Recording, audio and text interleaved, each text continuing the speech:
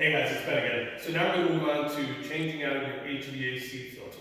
So you'll find your closet, easy identifiable by a large panel in probably your hallway or your loft.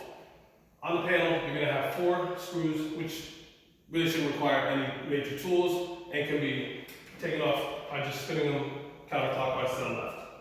Make sure you hold on to the panel as you're taking it off to make sure it doesn't pop off on you. And then you can just hold on to the caps. Now you'll just remove the cover, put it off to the side,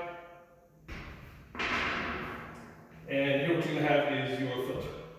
So just pull this guy out, okay? And maintenance will provide you with a brand new one, okay? Once you've got this one out, you can simply take the new one, identify the airflow arrows, and make sure they're pointed up. So you'll slide this one back in. You may feel a little snug, so you may need some persuasion. Once you get it right in place, then you go back to your panel. You've got the top lip, and then you've got these screws that'll go right into the screw holes.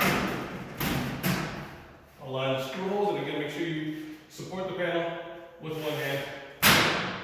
You may need to give it a little love. And again, the screws, you really don't have to tighten them more than hand strength tightening. Again, no major tools required to do this.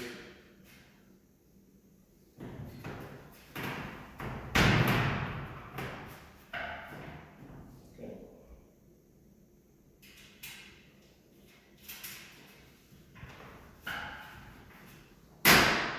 Again, maybe just give it a light tap. And that's it, you've changed your HVAC filter.